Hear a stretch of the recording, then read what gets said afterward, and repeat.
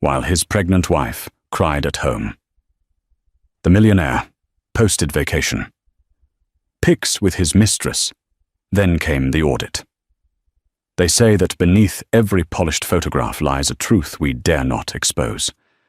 Meet Mark Rutherford, a millionaire who appeared to have it all, a sprawling empire, gleaming sports cars and high society connections from New York to Monaco. His social media profiles flaunted sun-kissed getaways with an alluring woman at his side, but the world didn't know the tears he left behind. At home, Mark's pregnant wife, Angela, anxiously awaited his return, watching in despair as he posted glamorous vacation photos with his secret mistress. Little did he realize that a brutal audit loomed on the horizon, poised to shatter his perfect facade. At first glance, the life of Mark Rutherford looked like a fairy tale. Hailing from a modest neighborhood in upstate New York, Mark had ascended the social and financial ladder at breathtaking speed. He had rebranded himself into a savvy businessman who moved effortlessly in circles filled with CEOs, philanthropists and venture capitalists from Manhattan. Guests at his lavish parties would whisper about Mark's meteoric rise, debating whether his success was the product of ruthless cunning, uncanny luck, or possibly both. His wife, Angela Rutherford, had grown up in an entirely different environment, sunlit farmland just outside Buffalo, A. Kind and gentle soul. Angela had fallen for Mark's charm when they were young. In those early years, he possessed a rare combination of drive and tenderness. She could still recall the day he proposed an intimate picnic near a serene lake where he vowed to cherish her forever. Although the lake was hardly a glamorous setting, the genuine emotion in Mark's eyes made every breeze and sunbeam feel like divine blessings upon their union. Their first few years of marriage were marked by humble dreams and long conversations about building a stable future. Angela had a warm smile and an unyielding belief in Mark's potential. She supported him when he launched his first company, a small tech startup, funded by meager savings and the generosity of a few distant relatives. She listened patiently to his late-night brainstorming sessions and scribbled business plans on napkins. She believed wholeheartedly in the man who had once promised her that no matter how high he soared, he would never leave her side. But success, as it often does, transformed Mark. The better the company did, the more Mark's life became a whirlwind of red carpet galas, midnight phone calls with overseas clients, and secretive deals that always seemed to happen behind closed doors. Angela initially chalked it up to the demands of business. He was forging connections, building a network, ensuring they would never again fret about money. But as Mark's taste for luxury intensified, so did the gap between them. No longer content with a quiet dinner at home, he began to crave expensive restaurants, dinners with powerful executives, and weekends aboard yachts docked in exclusive marinas. During this swift transition from middle-class comfort to extravagant wealth, Angela sometimes felt like a relic of Mark's past. She struggled to navigate the new social circles he so eagerly embraced. It wasn't that Angela lacked sophistication, she simply had a different set of values. Surrounded by glitzy soirees and endless champagne flutes, Angela found herself quietly pining for their old lives, where a single bouquet of daisies and an evening stroll could ignite her spirit more than any five-star event. When Angela discovered she was pregnant, she hoped it might rekindle the warmth and closeness they once shared. She dreamed of Mark's strong arms wrapped around her, whispering excited plans for a nursery. Yet from the very first conversation, she sensed his excitement was tainted. Instead of wholeheartedly celebrating her news, he mumbled something about how a baby might complicate ongoing deals. She tried to reassure him that they would navigate parenthood just like any other challenge, united by love and commitment. But the more her belly grew, the more Mark seemed to drift. Business expansions, urgent calls from Hong Kong, clandestine texts that he refused to show her. These all took precedence. Angela, in the softness of her heart, convinced herself that Mark was merely stressed. He was under intense pressure, or so he said. If anything, it was a testament to how dedicated he was to providing a secure life for their future child. She held on to that thought like a lifeline, refusing to consider more troubling possibilities. Meanwhile, Mark privately relished his newfound status among the mega-rich. He had formed partnerships with influential names. One such person was Richard Caldwell, a private equity mogul known for his hush-hush real estate acquisitions from Manhattan to Los Angeles. Caldwell quickly became more than just a business contact. He was also Mark's mentor in the art of living lavishly, constantly reminding him, wealth is not just about what you own. It's about how you display it. Between the constant swirl of business negotiations and late-night private gatherings at Caldwell's penthouse, Mark found himself on a slippery slope of moral compromises. It wasn't just about ignoring Angela. He was now drawn to a lifestyle where excess blurred ethical lines, and where loyalty even to one's spouse became just another disposable commodity. In the back of his mind, Mark rationalized everything. He was simply seizing opportunities that his younger self could only dream about. After all, once the dust settled, he'd settle down, he promised himself. He would eventually focus on family life. Among the wave of new faces entering Mark's life was Cassie Delgado, a striking woman with flowing auburn hair who exuded confidence and ambition. She first appeared on the scene as a marketing consultant recommended by one of Mark's investors. Their initial meeting took place in a sleek Manhattan boardroom, and Cassie left a powerful impression.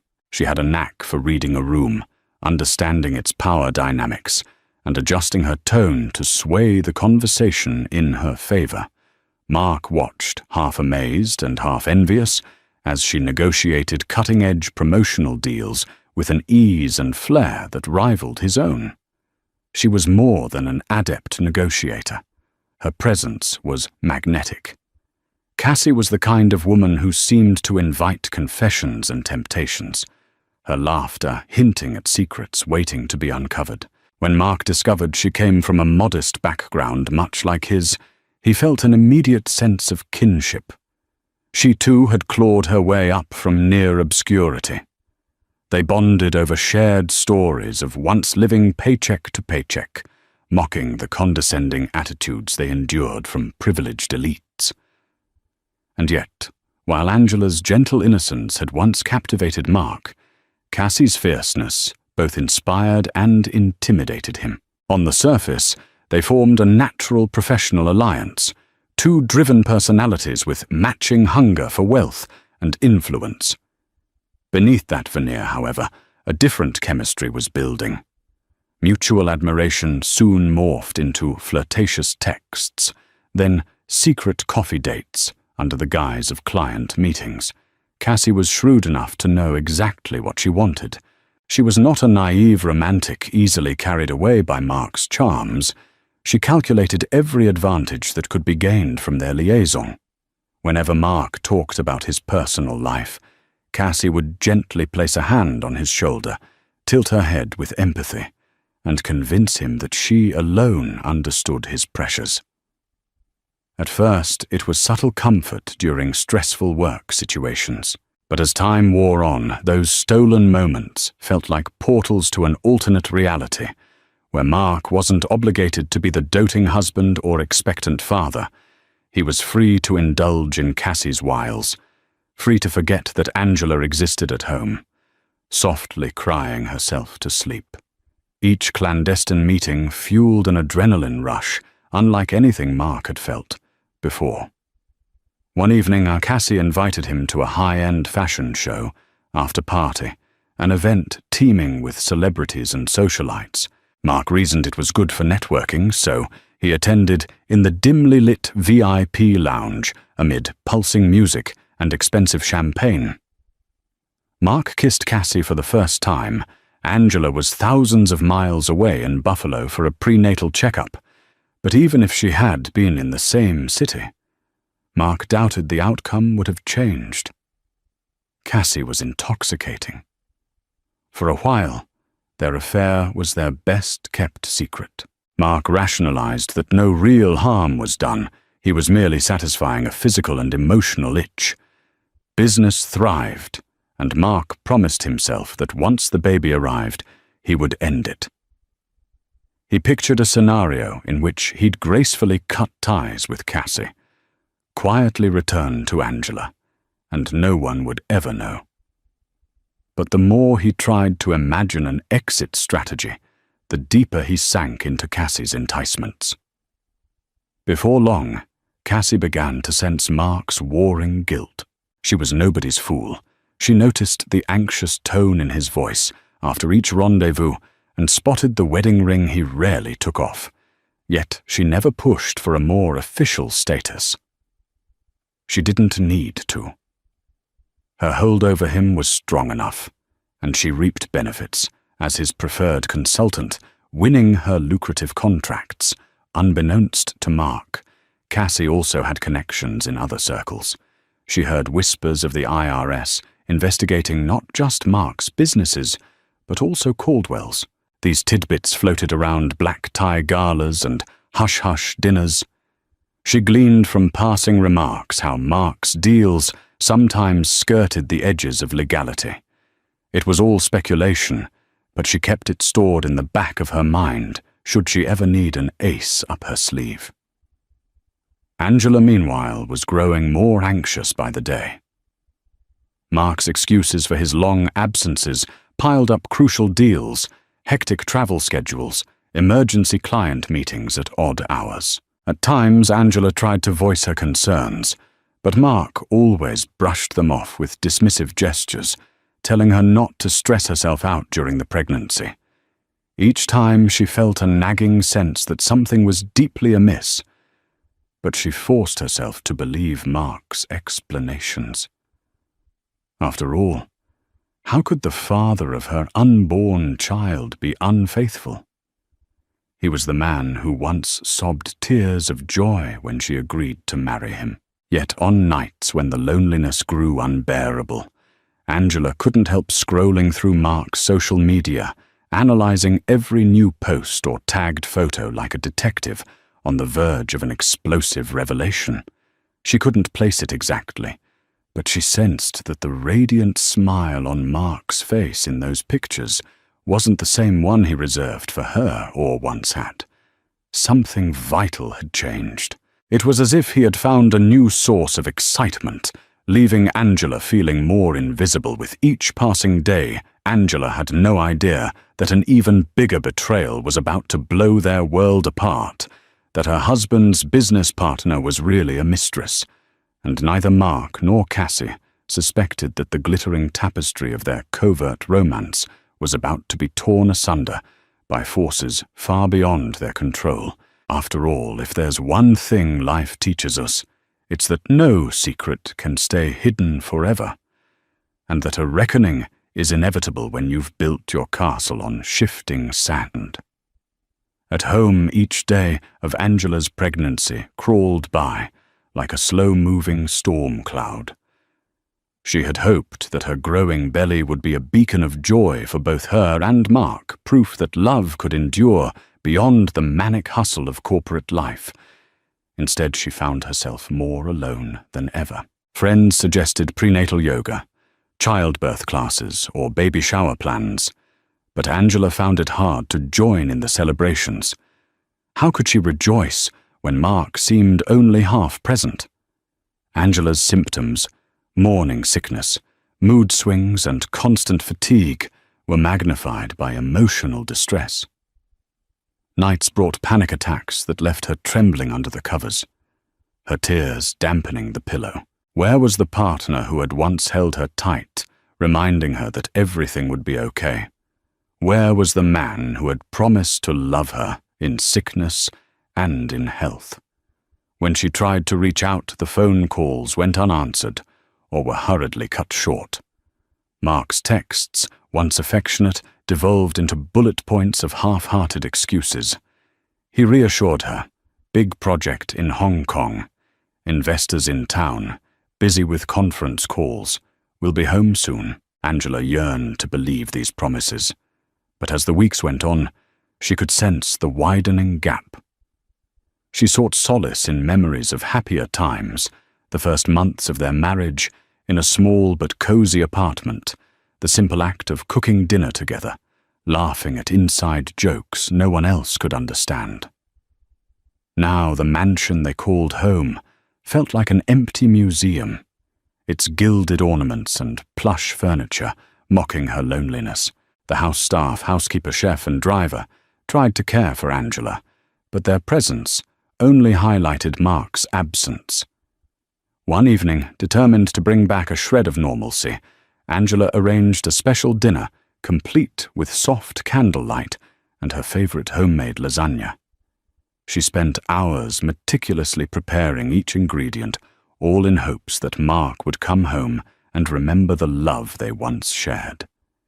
She waited, her heart pounding at each passing minute.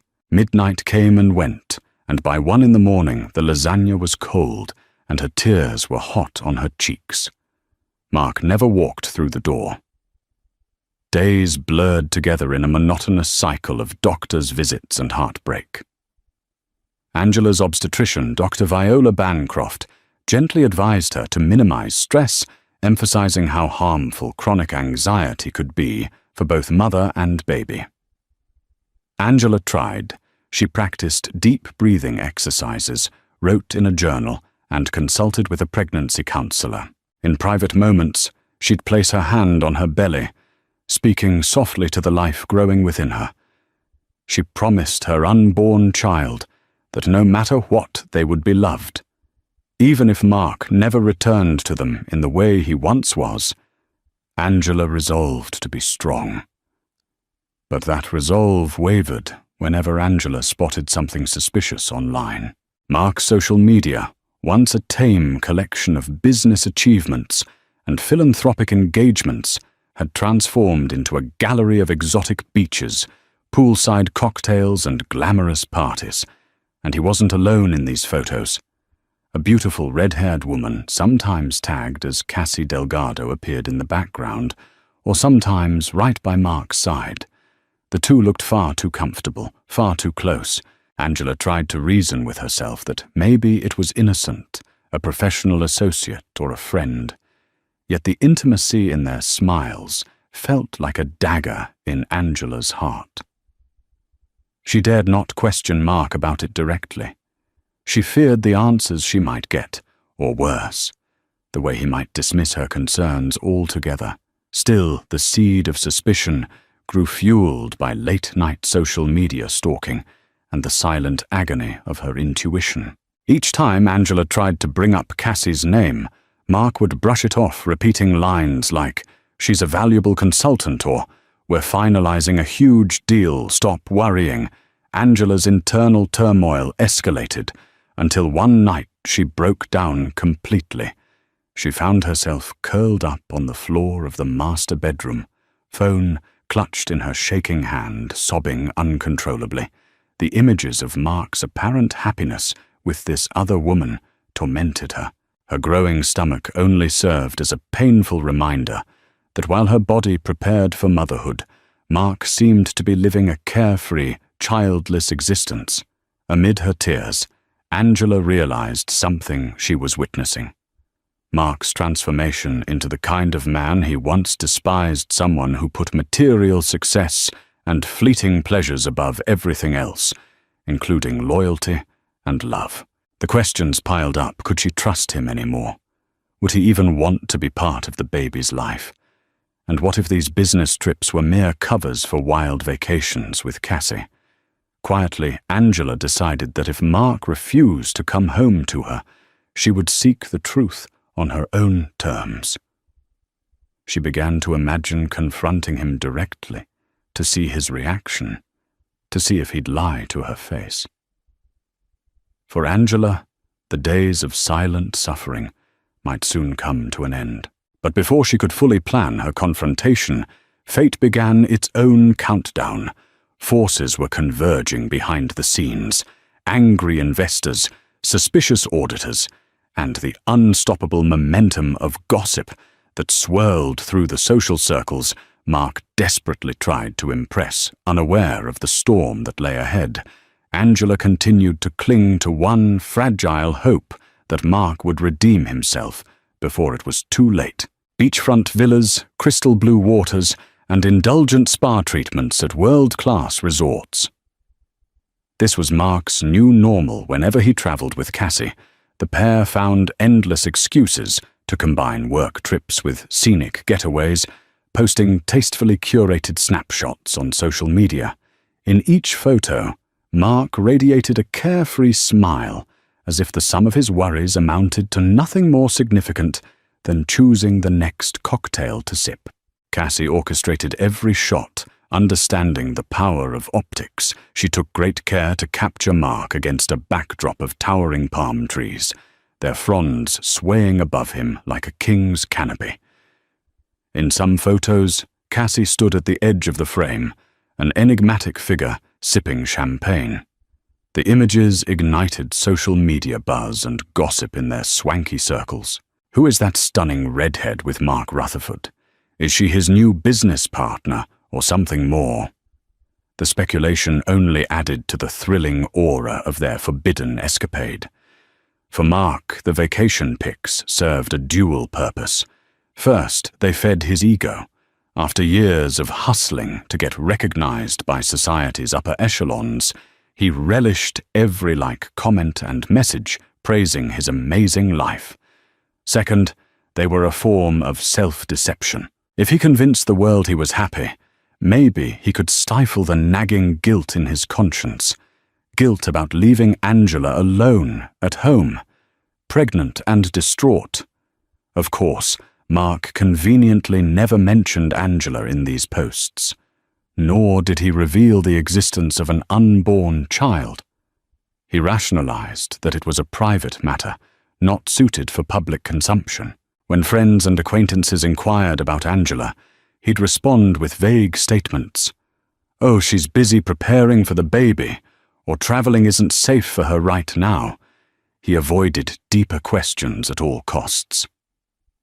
The last thing he wanted was an unscripted interview on how his personal life was unraveling. Cassie, meanwhile, reveled in her rising social profile. She found herself tagged in photos by influencers and minor celebrities who recognized Mark's wealth and Cassie's clever marketing strategies. Doors to exclusive events opened, wider brunch invitations from industry heavyweights rolled in. Through all this, Cassie remained calculated. She encouraged Mark to spend more lavishly to cultivate a public image as a worldly magnate on the verge of major global deals. That meant private jets instead of first-class commercial flights, dinners at Michelin-starred restaurants, and suites in the most luxurious hotels. Mark complied, though each charge made his accountants and financial managers increasingly anxious. None of this extravagance occurred without cost. Mark's fluid capital was tied up in high-risk ventures. Liquidity was tighter than appearances suggested. He juggled lines of credit and questionable transactions, leaning heavily on Caldwell's counsel. Caldwell, too, urged Mark to keep the momentum of success going. "Fake it till you make it" was essentially their unspoken mantra. As long as public perception remained, stellar deals would keep flowing, and the heavy interest rates and balloon payments could be pushed further into the future. But cracks in the glossy surface began to form. On a particular getaway in Fiji, Mark received a barrage of frantic texts from his CFO. Financial regulators were poking around. Some suspicious wire transfers were flagged. Panicked investors were demanding clarifications on how Mark's so-called expansions aligned with his sudden personal spending, Mark tried to brush it off, determined not to let anything ruin his beach holiday with Cassie. He reasoned that this was just a minor hiccup. Nothing a few well-placed phone calls and quick financial maneuvers couldn't fix Cassie, ever attuned to the slightest shift in Mark's mood, pressed him for details. He only offered vague reassurances about routine audits and overzealous inspectors. This was the first time she witnessed a real worry flicker behind Mark's confident facade. Sensing the potential threat to her cushy arrangement, Cassie tried to downplay it, coaxing him back into the carefree zone. They snapped more radiant selfies on the shore, hoping to drown out reality with digital illusions. Unbeknownst to them, Angela was scrolling through these very pictures. At that moment, tears streaming down her cheeks as she recognized the hotel's name from a travel magazine. The woman in Mark's arms wasn't just a business partner. No professional consultant gazed at a client with such intimate adoration. Angela felt a sharp ache in her chest as she realized how little Mark cared about hiding his betrayal. The audacity of his posts was almost surreal. Desperation clawed at Angela's insides. Perhaps confronting him through a phone call where she could hear his voice break if he lied was her best shot at forcing the truth. Gathering her nerve, she dialed Mark's number. No answer. She tried again and again, only to be met with voicemail. Anger flared up in her, a rage she'd never felt before. This was no longer a series of unfortunate misunderstandings or too busy at work moments. This was blatant humiliation. In the background, the swirl of an IRS investigation was growing stronger. Anonymous tips and suspicious transaction reports had caught the attention of forensic accountants who were beginning to follow the money trail. The timing of Mark's lavish travels raised red flags. Why, they wondered, would a businessman under such financial scrutiny broadcast opulent holidays across social media? Didn't he realize that auditors often examine lifestyle displays as part of their case? For Mark, ignorance felt like bliss. The more pictures he posted, the less real his looming problems seemed. Yet reality was closing in fast. The golden sand and azure waves might have served as a temporary stage for his fabricated paradise, but the tides were about to shift. And when they did, they'd wash away more than just footprints in the sand. While Mark and Cassie soaked in, the Fiji Sun agents at the Internal Revenue Service's Manhattan branch started piecing together fragments of an intricate puzzle. Spearheading the investigation was a meticulous auditor named Mallory Finch, reputed for her tenacity and keen ability to spot inconsistencies in vast financial records. Mallory had received a discreet tip about Mark Rutherford's questionable income streams, and once she opened his file, she discovered an alarming mismatch between his reported earnings and the lifestyle he flaunted. Mallory was never one to jump to conclusions, but the more she dug, the more anomalies she found. A sudden influx of capital, suspiciously timed with Mark's social media updates of private jet getaways, a pattern of shell companies popping up in multiple states, then vanishing without clear financial statements, offshore accounts vaguely tied to Mark's business, some of which contained substantial deposits from individuals flagged for previous tax evasion. These pieces raised her eyebrows, and Mallory suspected this investigation could balloon into something far larger than a mere tax discrepancy. Her next step involved contacting individuals who might share insights on Mark's dealings. One name that kept surfacing was Richard Caldwell, the private equity mogul rumored to have a hand in Mark's expansions. Caldwell himself was already under IRS scrutiny for unrelated properties in Florida and the Carolinas. If Caldwell and Mark were pooling resources in some illicit scheme, it could spell big headlines. Mallory prepared requests for bank statements, wire transfers, credit card expenditures, anything that would illustrate the true scope of Mark's financial empire. At the same time, Mark's CFO, Brian Cummings, was drowning in chaos. As soon as he noticed the heightened interest from regulatory authorities, Brian tried to warn Mark. But each call went unanswered, each email unreturned. Panic thrummed in Brian's chest. The entire finance department was on edge, especially after receiving official requests from the IRS for detailed financial records. Paper trails that Mark had insisted be handled discreetly were now fair game. If Mark didn't address these issues promptly, the meltdown would be inevitable. Behind the scenes, Caldwell played it cool.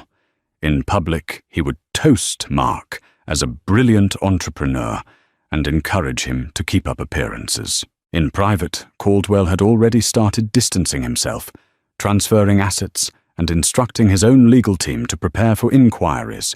If the walls caved in, Caldwell intended to emerge with minimal damage, leaving Mark to shoulder the brunt of the consequences. Word of the looming audit spread quietly through Manhattan's financial circles. Bankers and lawyers connected to Mark had hushed luncheons, speculating about the magnitude of his troubles. Some predicted he'd face a heavy fine at best, or a full-scale criminal investigation. At worst, a few even took delight in the prospect of Mark's downfall, viewing it as an inevitable collapse for a man who rose too fast, spent too freely, and believed himself untouchable. Meanwhile, Angela was oblivious to the complexities of Mark's finances. Her world was confined to heartbreak and concern over her unborn child. She knew Mark must be in trouble. The abrupt changes in his behavior, the money he threw around so casually, the hush-hush deals he once mentioned but refused to elaborate upon.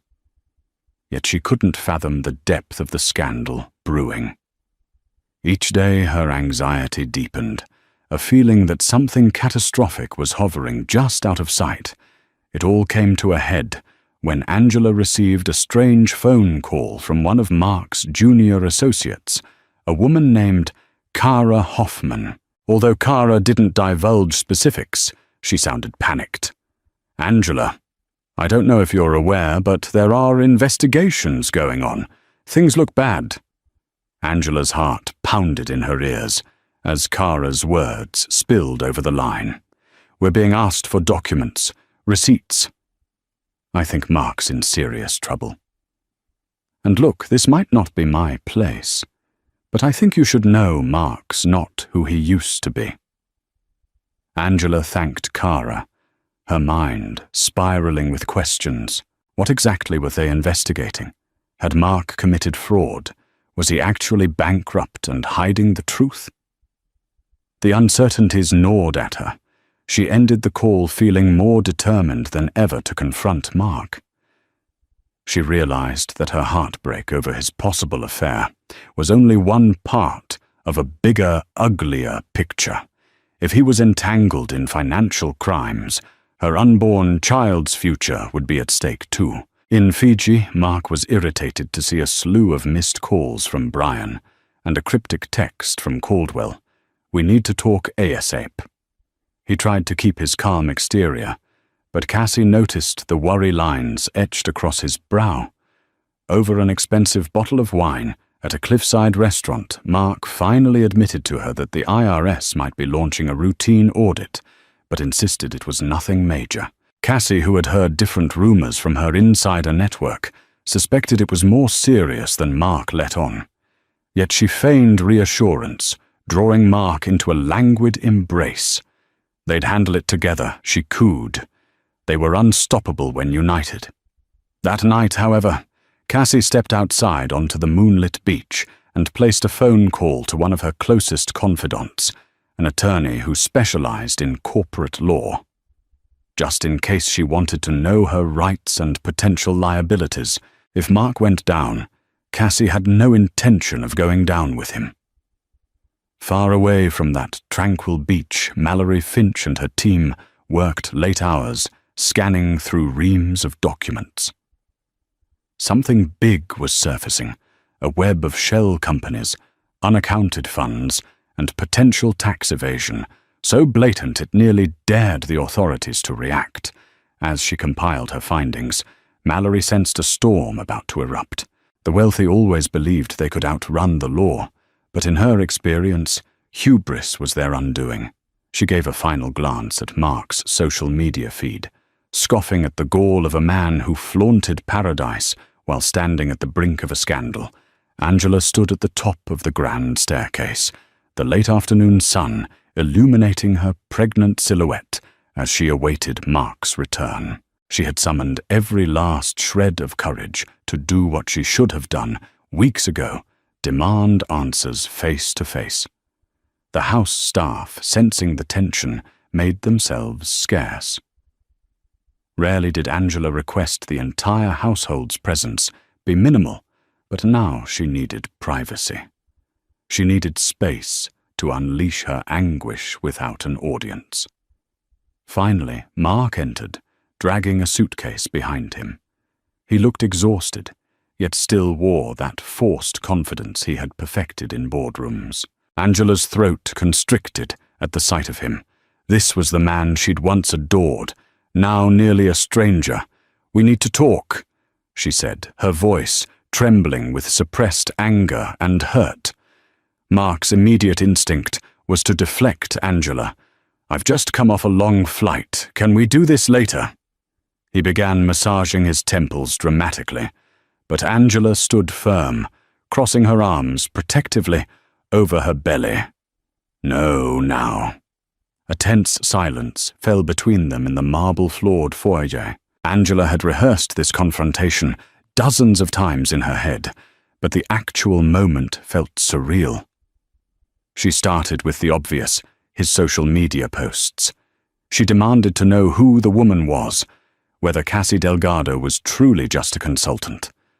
Mark tried to dismiss it as exaggerated rumors describing Cassie as a business partner who happened to be a close friend. Yet Angela's tears and fury dissolved any illusions. She raged at him for abandoning her during the pregnancy, for flaunting a lavish lifestyle, while she dealt with swollen ankles, hormonal surges, and sleepless nights alone. Her voice rose with each accusation. She brandished printouts of Mark's social media pictures, her hands shaking violently. "You think I'm stupid? Look at how she stares at you in these pictures." Her tears glimmered in the light, but her voice stayed sharp, revealing a hidden steeliness that Mark was unprepared for. Cornered Mark tried to justify himself. He mumbled about stressful deals and complicated emotions, as though that gave him a license to betray her. Sometimes I feel trapped. Our life, it got so big, so fast. I never wanted to hurt you."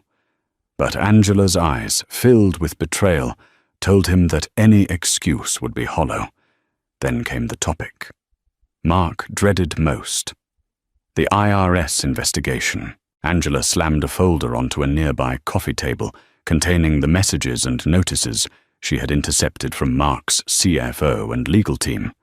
"I'm not a fool, Mark. What's going on with our finances? Are we in danger?" Her voice cracked, revealing not just anger, but a profound fear for the baby's future. Mark went pale. Faced with no way out, Mark finally admitted pieces of the truth, that the IRS was scrutinizing his accounts and that Caldwell was under investigation. He glossed over the details, claiming it was merely a routine check, but Angela knew better. She told him about the phone call from Kara Hoffman, the anxiety in the finance department, the hush-hush rumors swirling in business circles. Mark's casual dismissal of the audit set her on edge. She could see the worry etched in his eyes, belying his false assurances. In that painful moment, Angela realized they were standing on the precipice of something far larger than infidelity. They were at risk of losing their home, their reputations, possibly even their freedom if Mark's dealings were truly illegal. A swirl of confusion overtook her. How could the man she loved, who once saved every penny to buy her a modest engagement ring, have drifted so far into moral bankruptcy, summoning what strength she had, left Angela delivered an ultimatum. Either you end this affair, cooperate fully with the investigation, and prove you can be a father, or I'll leave. I won't stand by and let you drag me and our child down with you. Her tone was firm, a quiet declaration that shattered Mark's self-serving illusions. For the first time, he saw in Angela a strength more formidable than he had ever imagined. He stuttered, pleading with her to let him make it. Right, insisting that Cassie meant nothing, that he'd handle the IRS. But Angela stared at him, tears still streaming. She gave him one last chance, an opportunity to come clean and choose family over his addictive chase for wealth and excitement. Mark stood there, drenched in shame and uncertainty, uncertain if he could muster the courage to confront the monstrous problems he himself had created. The moment Mark set foot in his corner office. The next day, he felt the tension in the air so thick it could be cut with a knife. Several of his junior associates were huddled in the hallway, whispering among themselves. His CFO, Brian Cummings, appeared frazzled eyes, lined with dark circles from working through the night. A handful of boxes, filled with financial documents, stood stacked against the walls, evidence that the office had been combed through thoroughly. No sooner had Mark taken a seat behind his expansive mahogany desk than Mallory Finch, the lead auditor from the IRS, entered the room. She introduced herself politely, but her demeanor carried the authority of someone who had already unearthed serious irregularities. Mark tried to maintain his usual cool composure, but Mallory's questions were pointed. We'll need full access to your ledgers, bank statements, and any documentation related to your offshore accounts, she stated, her voice calm yet unyielding. One by one, Mark's staff delivered files to Mallory and her audit team.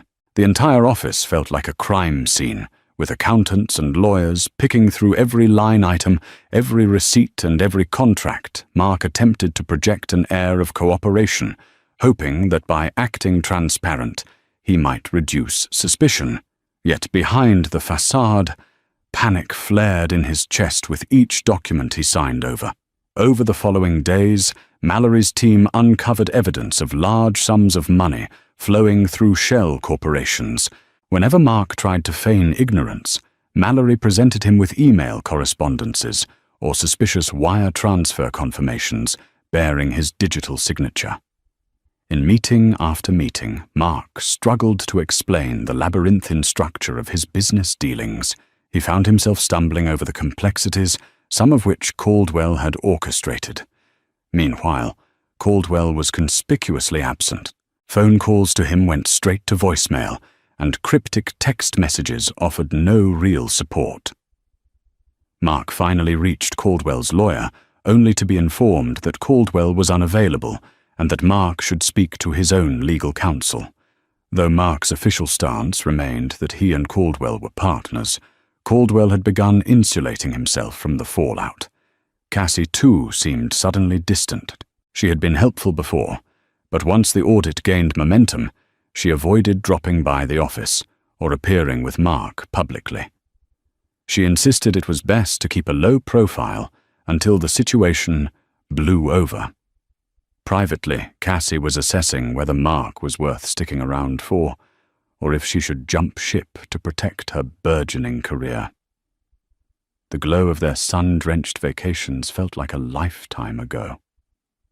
Now every conversation crackled with tension. Amid the chaos, Angela received a flurry of calls from Mark's lawyers, advising her to limit any public statements or social media posts that might affect the ongoing investigation. Though she had no intention of speaking publicly, she understood the subtext. They feared she might vent her frustrations, potentially exposing more of Mark's secrets. She responded politely, but remained on guard, reluctant to trust anyone paid by Mark's questionable fortunes. But for Angela, the real challenge was emotional.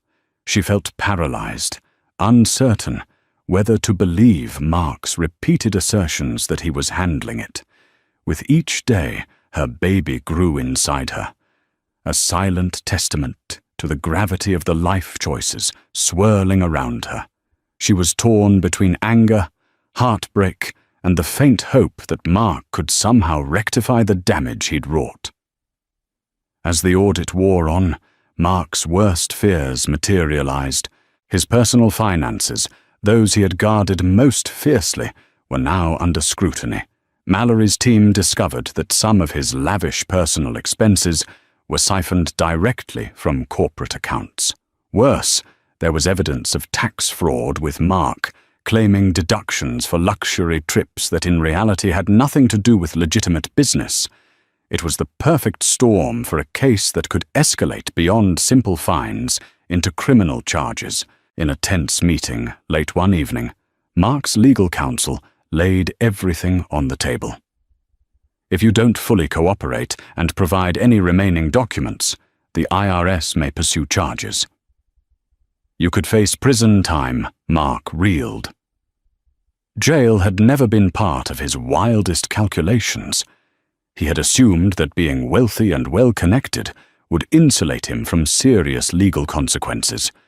Now that protective veil was disintegrating, needing a lifeline. Mark attempted to reach out to Caldwell one last time. To his shock, Caldwell's phone was answered by a cold, automated voice announcing the number had been disconnected. A follow-up call to Caldwell's office revealed that the mogul was allegedly overseas for an extended period.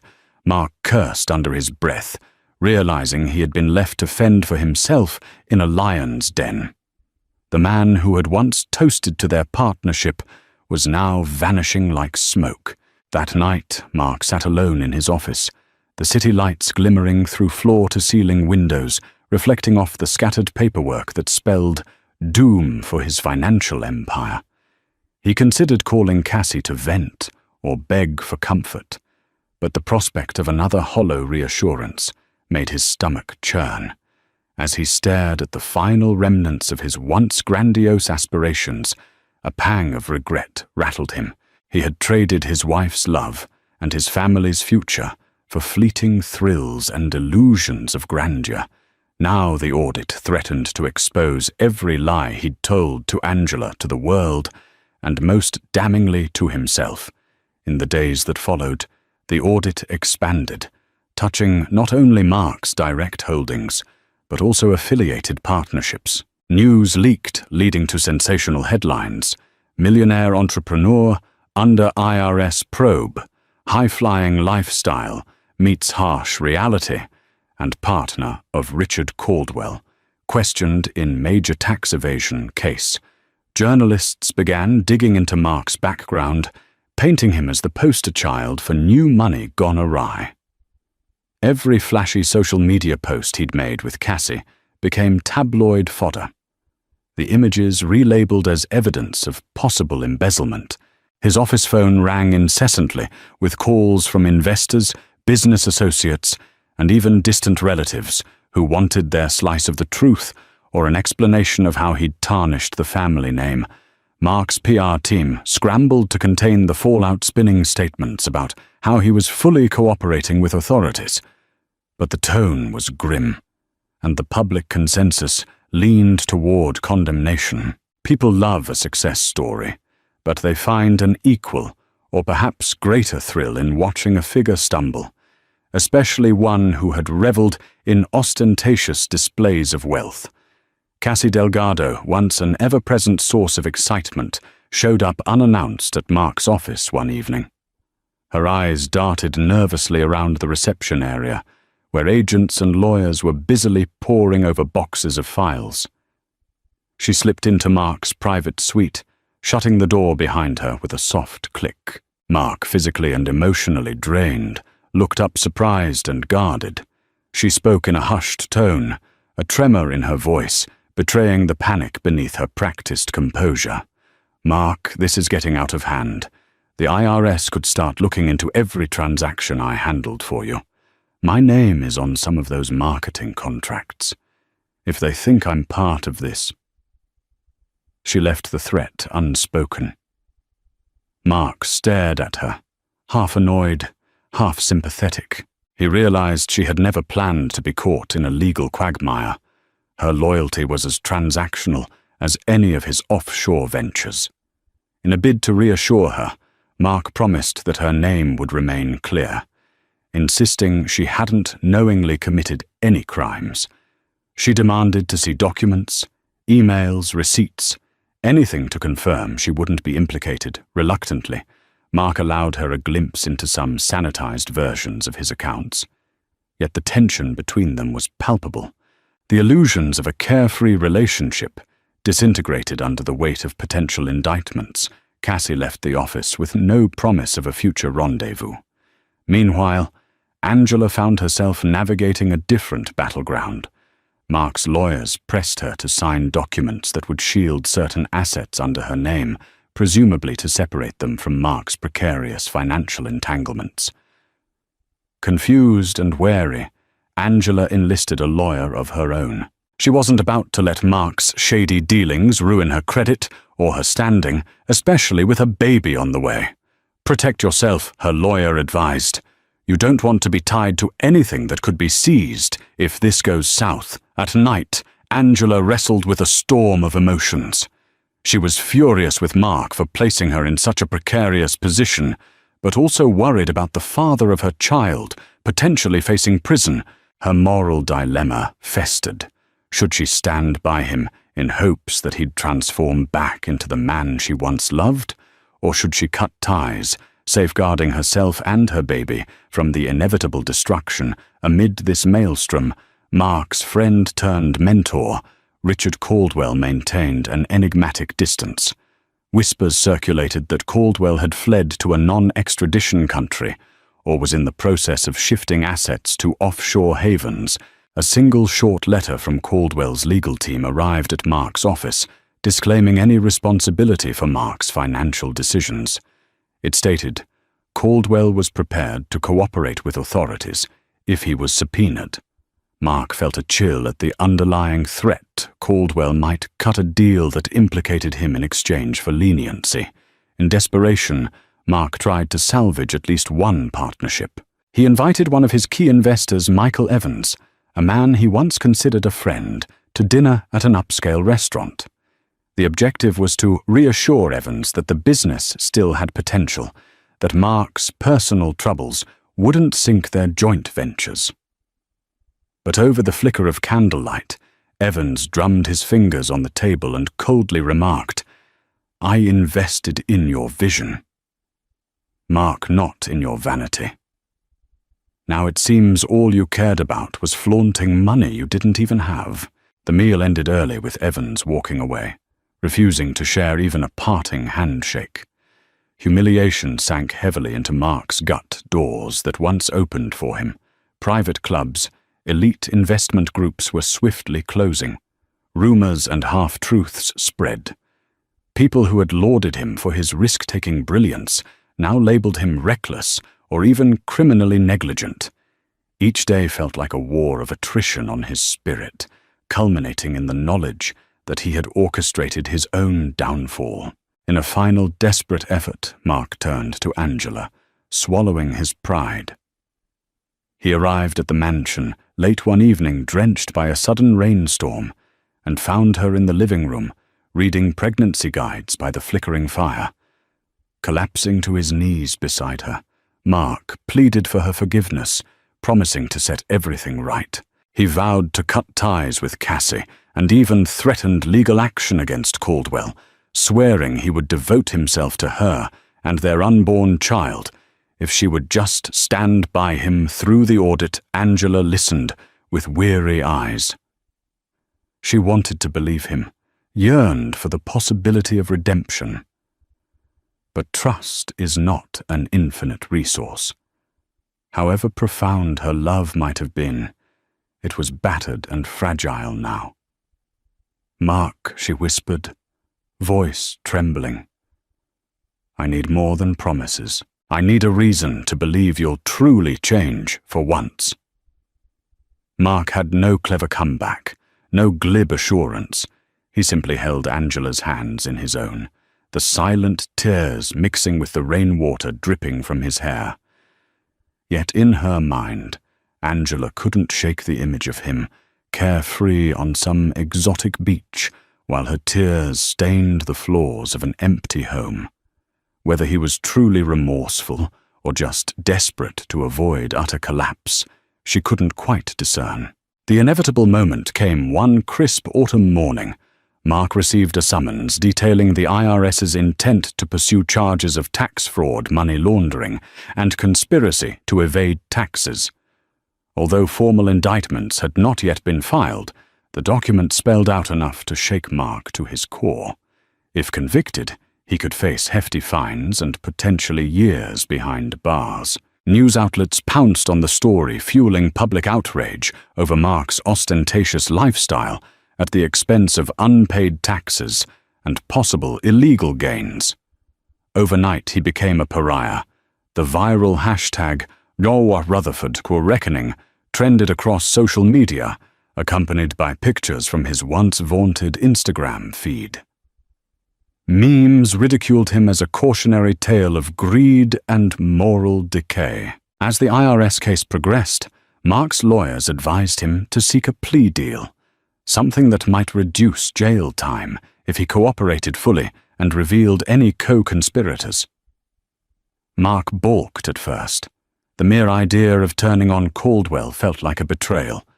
But Caldwell had already disappeared from Mark's life, leaving a trail of plausible deniability. There was no loyalty to preserve anymore.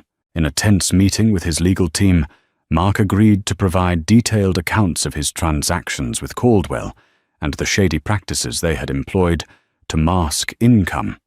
It was a desperate act, akin to dragging others into the fire to lessen his own burns. Mark felt equal parts anger and shame.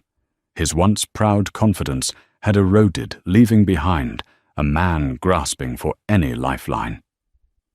Meanwhile, Angela watched from the sidelines, sickened and heartbroken. She was summoned as well, though primarily as a witness. Her name was on certain joint bank accounts. Her baby bump had grown. Each kick reminded her of the new life she was trying to protect. She prepared herself to testify, truthfully determined not to lie for Mark. If he had ever truly loved her, he wouldn't force her into the role of accomplice. Cassie Delgado, too, was called for questioning. While her official work for Mark's firm was deemed legitimate, investigators wanted to ensure she wasn't complicit in any financial crimes. Terrified of criminal charges, Cassie painted herself as merely an employee, someone who had no role in Mark's financial decisions. She cooperated, answering every question about Mark's whereabouts, his corporate spending, and how business expenses often appeared suspiciously personal in nature. With her personal involvement clarified, Cassie walked away unscathed, albeit her reputation irreparably tarnished. The final blow to Mark's empire came with a court-ordered freeze on many of his assets. His mansion went into foreclosure, luxury cars were repossessed, and his bank accounts were seized, pending further legal proceedings. One by one, employees in his companies were laid off, fueling bitter resentment from families who relied on those paychecks. Mark couldn't meet payroll or vendor obligations. He watched helplessly as everything he'd built, the offices, the brand, the illusions, crumbled. Angela made the difficult decision to move out of the mansion before the bank officially reclaimed it. She refused Mark's tearful requests to stay by his side, insisting they needed space to reflect. She settled temporarily in a modest apartment near her parents, choosing to focus on her well-being and the baby's imminent arrival. Her lawyer had successfully shielded her personal finances, ensuring she wouldn't be dragged into Mark's legal vortex. On the day Mark finally accepted the plea agreement, reporters swarmed the courthouse steps, cameras flashed. As he walked in, his hair unkempt, dark circles under his eyes. The same man who once strutted in designer suits now wore a resigned expression and an off-the-rack outfit. In front of a judge, he spoke words he never envisioned uttering. "I plead guilty, Your Honor."